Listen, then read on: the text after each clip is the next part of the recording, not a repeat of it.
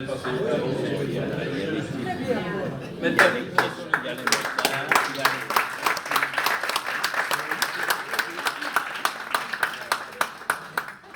a les motards, il y a les caisseux.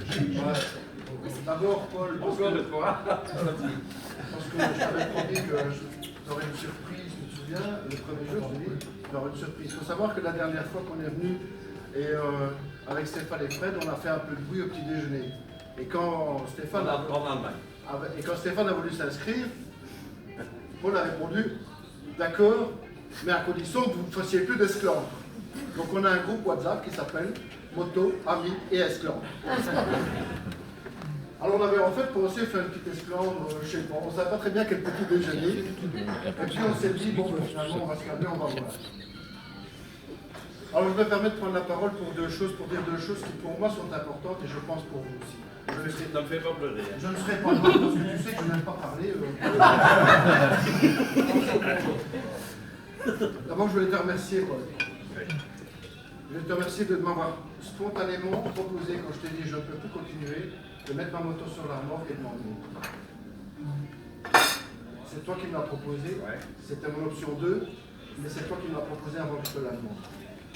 Je voulais te remercier parce que au cours de ces 2 jours, tu n'as pas arrêté de me montrer des choses.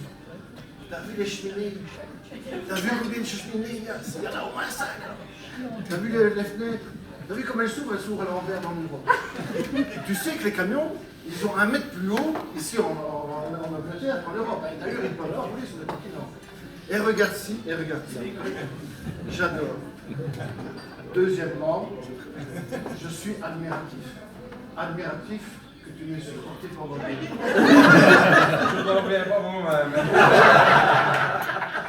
Il paraît que je parle beaucoup, je ne sais pas où il était chercher ça. Hein.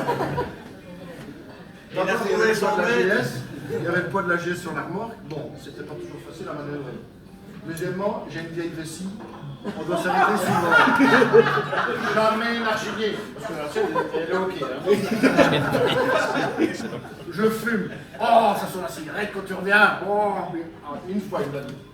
Après, je me lave la bouche, c'est bon. Mais je dois pas t'embrasser. Et alors, il paraît que je raconte des blagues sur les gonzesses, les seins, les culs, tout ça, alors que Paul est plutôt brut sur ce sujet. D'accord. Donc je voulais te dire merci de m'avoir emmené pendant ces 2 jours, ça a été 2 jours fantastiques où je t'ai découvert, et en même temps j'ai découvert l'Angleterre, et grâce à toi, j'ai pu vraiment profiter quand même de ce voyage, alors que j'avais un mal de dos, il faut savoir que j'ai été opéré il y a 1 mois du cervical, et que je souffre énormément. Fred d'ailleurs, je voulais te remercier pour m'avoir sauvé le 2e jour de l'écran à minuit, où je suis resté 1h30 dans le bain. Je ne parle plus de moi, je parle assez de moi, je parle trop de moi. Il y a une deuxième chose que je voulais vous dire, que vous savez ou que vous ne savez pas. Moi, j'ai découvert Paul au cours du voyage. On a un peu parlé. Il va y arriver. Vous savez ou vous ne savez pas comment Paul prépare ses voyages. D'abord, il décide d'une destination et puis il teste un petit peu pour savoir si les gens sont intéressés. Et s'il y a ces gens qui sont intéressés, il décide de la destination et puis il commence à tracer plus ou moins un parcours en disant bon, on va s'arrêter là, là et là. Et puis de Bruxelles, il met un point, hop, il trace et puis il dit oh, cette route-là n'est pas bonne et il change.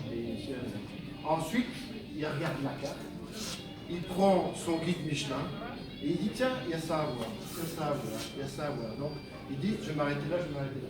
Mais vous savez ou vous ne savez pas que Paul est un curieux. À quoi?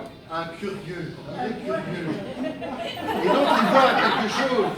Ah, je vais aller voir, c'est peut-être intéressant. C'est intéressant, il le met dans le notebook, il trouve ça pas intéressant, il ne le met pas, il le retire.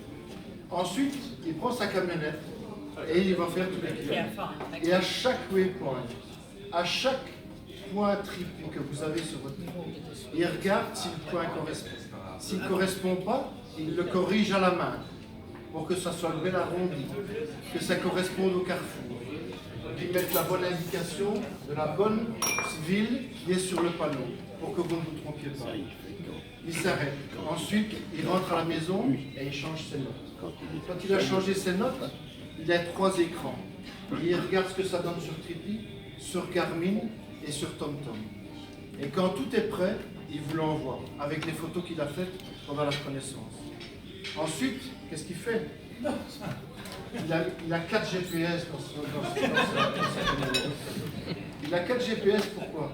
Pour voir si le tracé correspond. Parce que pendant tout le voyage, et bien des mois avant, il pense seulement à vous, à nous, pour que vous ayez...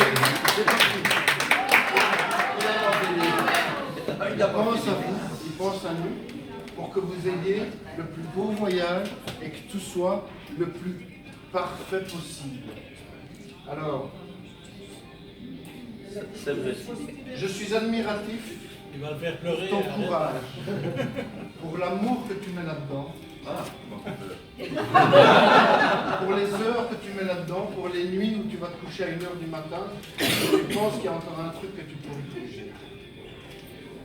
Alors, attendez, je vais vous dire, je vais te dire, Paul, bravo, bravo, et merci, merci, merci, parce que grâce à toi, quand on rentre, on est plus détendu, on a les yeux remplis, on s'est rempli les yeux, l'expression que tu as utilisée, hein. On est plus détendu et on est plus gentil avec notre famille qui nous accueille et on est souriant. Et ça, c'est grâce à vous. Et je t'en remercie. Et je pense que vous serez d'accord. Je t'en prie.